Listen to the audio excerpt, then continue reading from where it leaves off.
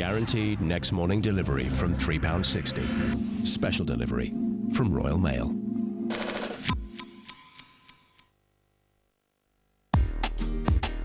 You say either, and I say either.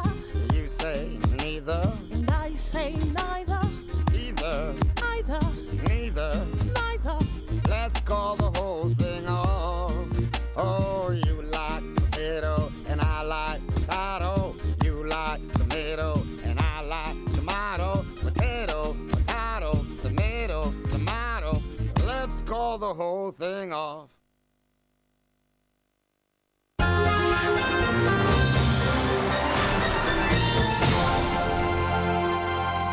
Part of ITV1, this is Carlton. In half an hour, anything can happen with Badil and Skinner unplanned. That's straight after the news.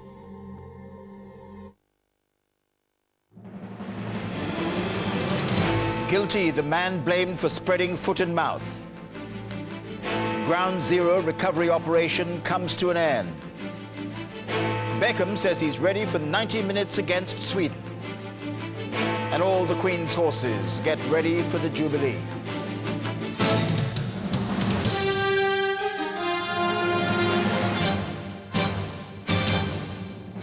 The ITV News at 10 with Trevor McDonald.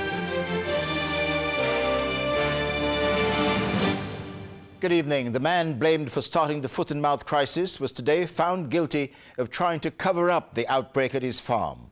Bobby Wolf from Headon on the Wall in Northumberland failed to tell vets or the Ministry of Agriculture that his pigs had the virus. Mr. Wolf said he had no regrets about anything he'd done. A video showing Mr. Wolf's animals and the filthy conditions in which they were kept was shown in court.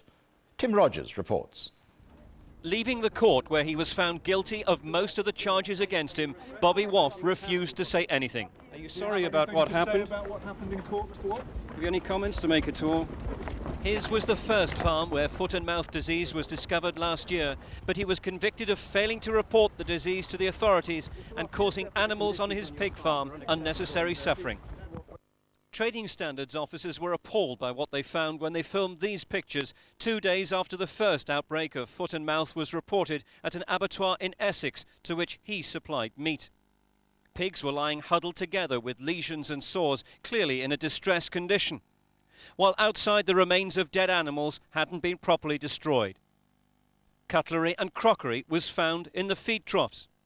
But before he appeared in court, Bobby Wolf said he'd been treated unfairly. They're trying to make me the scapegoat, and I felt pretty awful about it. You know, I'd been in the job 40 years and sort of never had a day off, never had a holiday, and then they're telling you that you're to blame for this. The chaos which resulted from foot and mouth disease led to the destruction of millions of animals on 2,000 farms. British meat exports were banned and the tourist industry lost £15 billion. Since the disease was found at Burnside Farm and the animals there destroyed, it's gone out of business. Any evidence of the pigs that were once housed here has now been eradicated. The stalls that they once occupied have been ripped out and buried, and to all intents and purposes, these sheds now lie derelict. But while Bobby Wolf has been convicted, the question that still remains unanswered is, where did the virus come from? The exact answer may never be known, but the process of feeding pigs food waste, filmed here by the inspectors, has since been banned by the government. Despite his silence outside court, Bobby Wolf strongly contested the charges against him. Mr. Wolf, there'll be many farmers in this country who will be looking at this case very closely. What comment would you make to them? He'll have to wait a month to hear his sentence. Tim Rogers, ITV News, Bedlington, Northumberland. The City of New York fell silent for a time this afternoon for a ceremony to mark the end of clearance work at Ground Zero.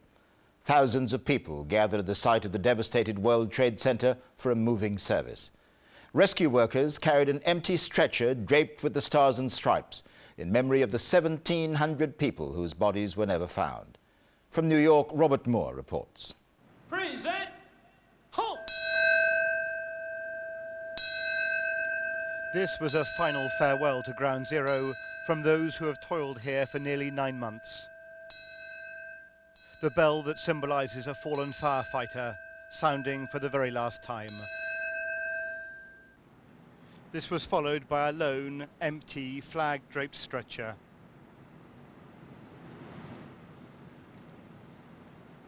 It represented the vast majority of victims whose remains were never found, not even the slightest trace of their DNA recovered. There is still a gaping hole in the heart of Lower Manhattan. But from today, the recovery work is over. The site cleared. Nearly 2 million tons of debris removed. A truck took away the last steel column from the Twin Towers, wrapped in a black shroud. It's almost like you wish that the digging would never have ended, because as long as we were digging, there was always the hope that we would find our loved ones. Now that hope is gone. From the White House, President Bush said he knew the pain would not end, even if the clearance work was now over. And want our nation to continue to offer our prayer to those families and friends and citizens who still hurt. Only 300 intact bodies were ever recovered from this site, and this ceremony is about remembering those who were never found. 261 days after the terrorist atrocities, and Ground Zero has finally been cleared. What happens to this 16-acre site is still a matter of debate. Some families want a memorial park. Others suggest new skyscrapers be built to show that terrorists could not change forever Manhattan's self-confidence or its skyline. In a final gesture, the boots of a dead fireman lay reversed in stirrups as the last emergency workers left the site of the world's worst terrorist attack. Robert Moore, ITV News, New York. There was more tough talking on asylum from the Home Secretary today. David Blunkett said he wanted to see people deported from Britain within days if immigration officers refused their applications. But as he unveiled his plans, new figures showed that the government's already failing to meet its own target of getting rejected asylum seekers out of the country. John Ray reports. The nightly assault on the Channel Tunnel seems to mock the tough line on asylum, but the real blow today came in figures that reveal Britain deported fewer than 3,000 bogus refugees in the opening months of the year. Nowhere near the government's target. They're now in the Home Secretary's sights. If they want to work here, they should have a work permit. If they're not, then we're going to turn them round and ensure that they're sent back either to their country of origin or a safe country within a matter of days. At one refugee centre, some watched with despair. You tell me go back to France or the country I came through with, then I think it's not fair. The Home Secretary's asylum proposals are targeted at around half of applicants who are what's called manifestly unfounded claimants. Once the applicant's claim is rejected, they'll be sent to the Oakington Fast Track Removal Centre in Cambridgeshire and then deported within days, preferably to their own country, or if that's unsafe, to the EU country they pass through on their way here. Only then could they launch an appeal under the British system. At the moment, a quarter win their appeal, but critics say after the changes they'll lose out on legal advice. It's going to be very difficult to process cases when people are sent abroad in this way. But secondly, if we go back to what's happened in the past, quite often so-called safe countries are not safe at all. Tonight, cautious support from the French Interior Minister. Mr Blunkett will need agreement with his neighbours if he's to ship failed claimants back to Sangatte or elsewhere in Europe. One insider here called all this a crucial piece of the asylum jigsaw, but there's been rhetoric aplenty, almost no end of initiatives. They've yet to be matched by results. John Ray, ITV News at the Home Office. A Rastafarian man who was locked up for 2 hours by a Birmingham judge because he refused to take off his hat in court has demanded a full apology. Terence Lynch had been wearing the hat, a symbol of his religion, in the public gallery. Geraint Vincent has the story. Terence Lynch has been in and out of Birmingham Crown Court this week. On Tuesday, he was watching a case from the public gallery when the judge ordered him to remove his hat. Mr. Lynch is a Rastafarian and, for religious reasons, refused to take it off.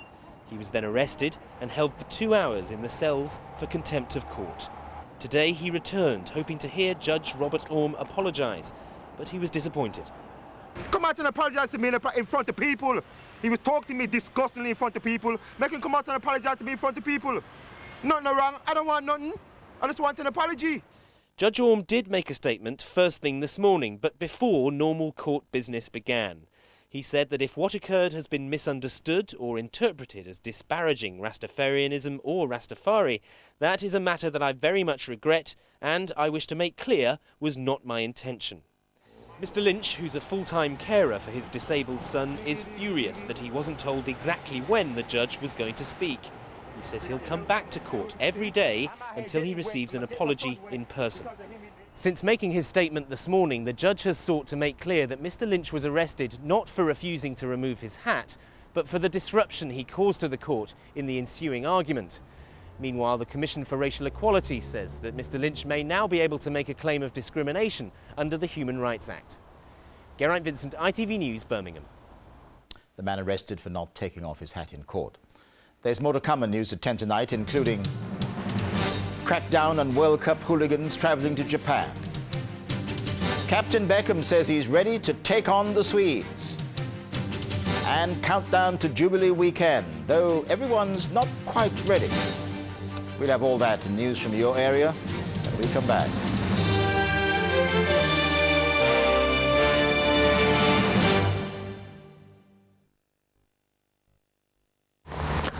Hi. Miss me? Of course. You all right?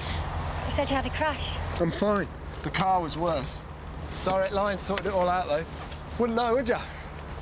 Not bad, seeing you only went with them because they're cheap.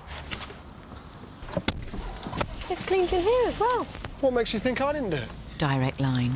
Unbelievably good motor insurance that could save you up to 20%. Call or buy online.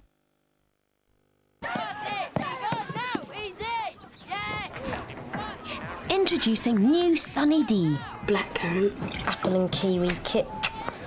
What are you up to? I've got a plan. Good call, bro. Yeah, nice one. Lovely. As you're here, we won shortlist then. Come on. With 4 new flavours, Sunny D makes the moment.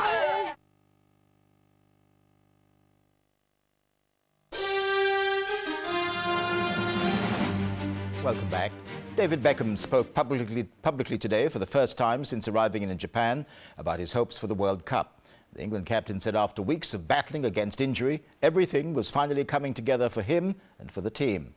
He also said he hoped an England victory against Sweden on Sunday would help the Jubilee celebrations back home go with a swing. From Japan, Mark Austin reports. With your right foot. David Beckham today, relaxed, cheerful and confirming that he will lead England against Sweden. He's the man who carries the hopes of a nation and whose name is now on the back and the lips of hundreds of Japanese schoolchildren. For David Beckham, this was a performance that pleased not only the youngsters here, but more importantly the England management. This was the training session in which Beckham convinced himself and them he'll be fit to face Sweden. But is he really up to the rigours of a World Cup match where he's bound to be targeted? An hour later, that was the question I put to the England captain. David, are you confident you can withstand a heavy tackle? Yeah, you know, you never know. You know, you've got to go into every tackle thinking that, you know, it's going to be okay, and that's what I'm going to be doing in every tackle that I go in for. I've been through a few tackles in training already, and it seems good. Just give us an idea of what the last few weeks have been like battling against this injury. There's been obviously a lot of hype around it. I've had a lot of well wishes from family, friends, up to the Queen, which has been nice. But no, it's been good. You know, it's been hard at times because you know I wanted to be fit so badly, and it's just finally this last week it's all come together. And just talking of hype, what do you make of the reception that you particularly have had in Japan?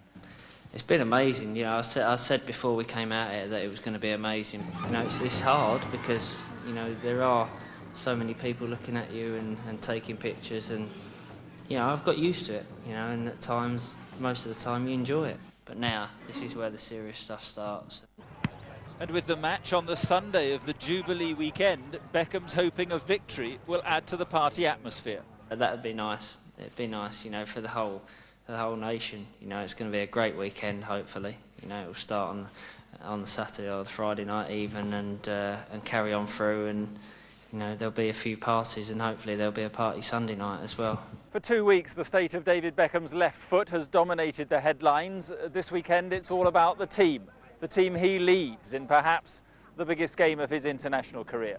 Mark Austin, ITV News, Awaji Island, Japan. Back here, a colourful band of English and Irish supporters are beginning to make their way to Japan, but known hooligans are already being warned that they won't be allowed to cause trouble at the World Cup. A huge security operation has begun, and 10 English fans have already been turned back by Japanese police. Paul Davis has our report. It's not an invasion yet, but the advance party of English football supporters have been heading out to the Far East, passing first through the biggest security operation of its type. At airports like Heathrow, the police are watching for known troublemakers. The passports of more than 1,000 hooligans have been withdrawn. Those still intent on causing trouble are being warned, don't bother. You're not going to get in, it's going to cost a lot of money, and if you're subject to a banning order, you're going to get prosecuted when you return. In Japan, the welcome signs do not apply to potential hooligans. With a multicoloured army of supporters passing through Tokyo Airport, at least 10 suspected English troublemakers have now been stopped and turned back. Japanese police have been practicing their anti-riot skills, and news that a prison ship is being prepared to house arrested supporters was causing concern among some of those about to leave Britain today. Heard about this boat. It's going to be a floating prison, which is a bit ridiculous, to be honest. You know, we should be treated like everyone else, because you know, not all of us are football hooligans.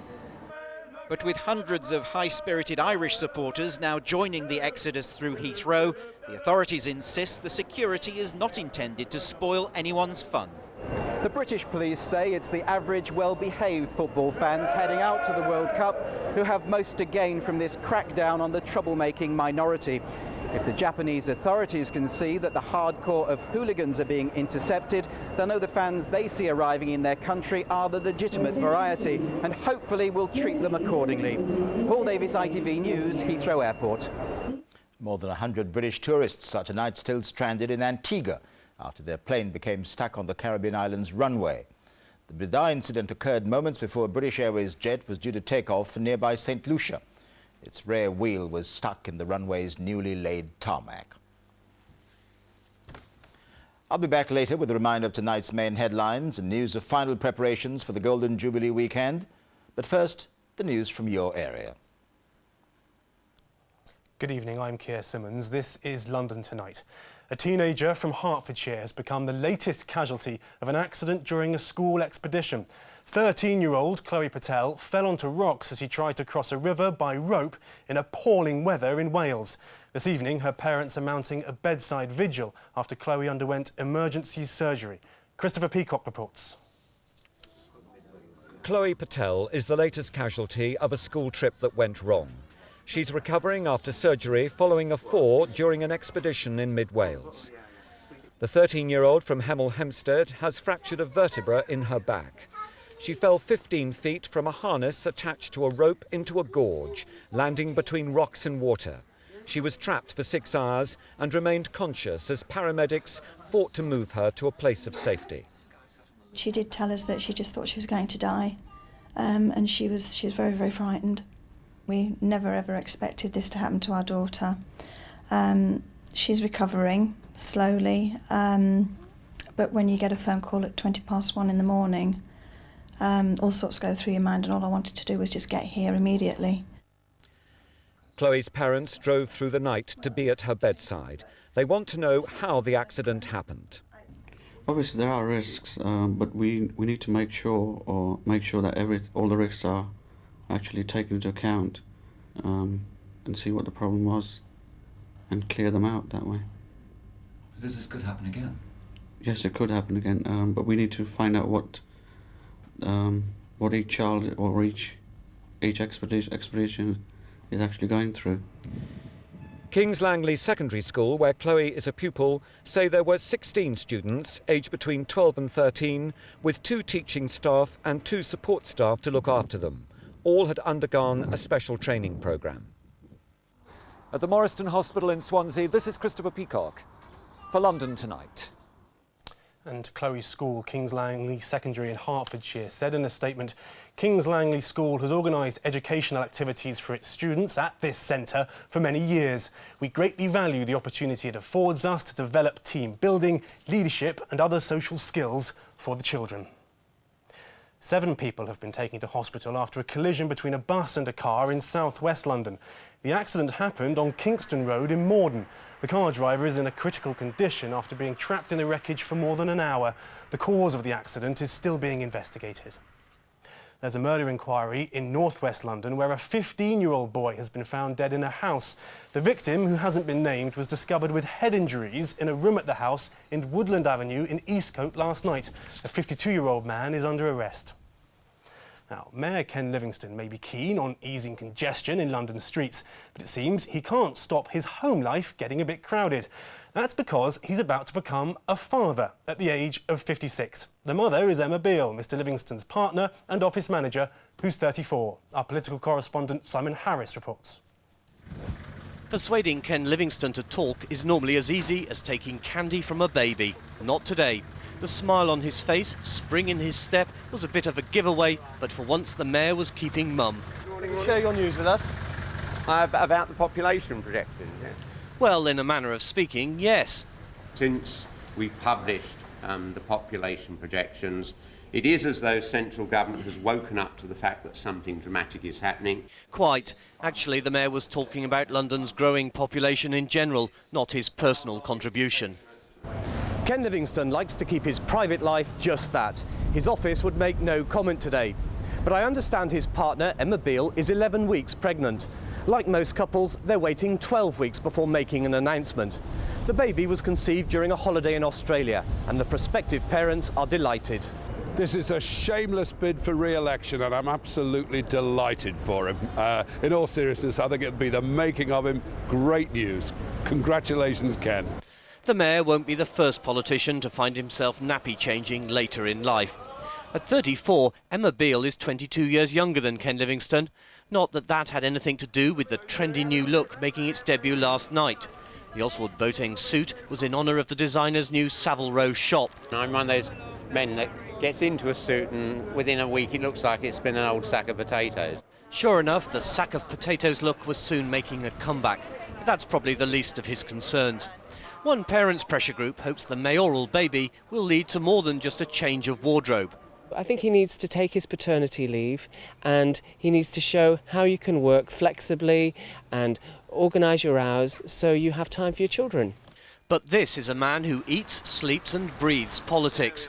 The patter of tiny feet will cause a revolution in the Livingstone lifestyle.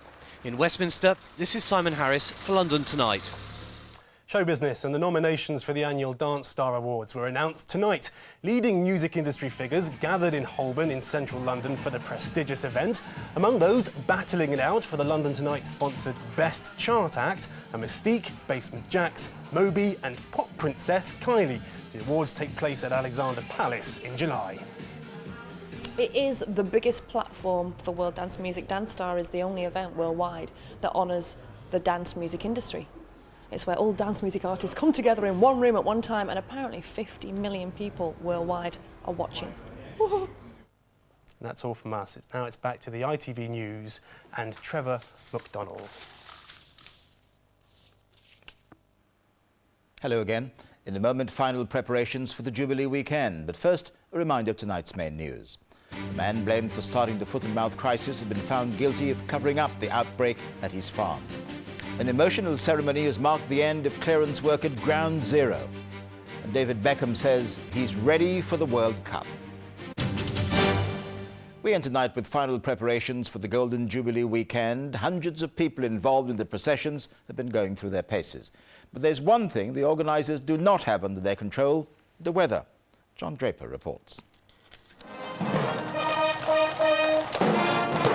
All the Queen's horses and all the Queen's men have been out practising for Tuesday's royal procession. And of course, it's always best to make your mistakes in rehearsal before the big day. There's no room for mistakes when you're running electric cables under the fountains at Buckingham Palace.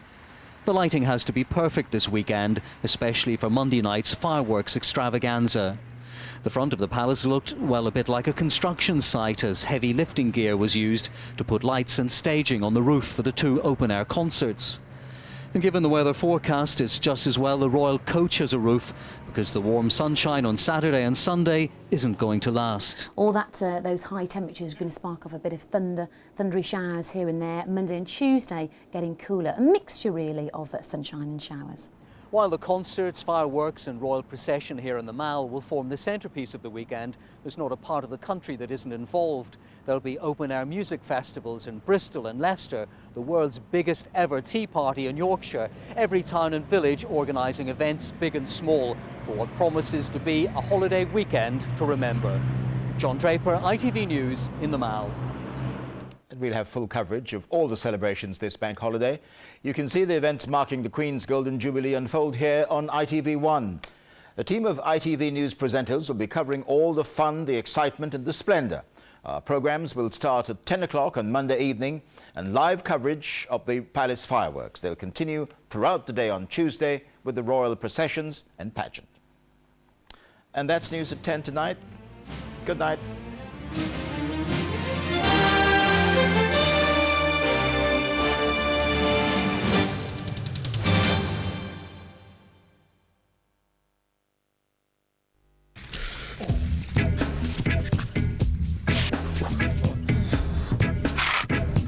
PowerGen, controlling energy for homes and business. Good evening. Well, mainly a dry night across much of the UK, but with that fairly cool. We're looking at Belfast, a low of 9 tonight, but milder the further south you are. Tomorrow, most parts of the UK getting off to a really good start, maybe 1 or 2 showers here and there, and you can see across Southern Ireland plenty of cloud and rain. Now, what will happen is that through the day, that's going to start spreading north up across Ireland, becoming patchy as it does, maybe bits and pieces of rain as well to contend with. Temperatures certainly fairly cool the further north you are, right up there in the Shetlands, a high of 12, but in comparison, a very comfortable warm 22 down there in the Channel Islands. Now, there's a reminder of tomorrow. Fine for much of the UK, but rain and showers across the north and the west. I'll see you tomorrow. Bye-bye for now. PowerGen, controlling energy for homes and business.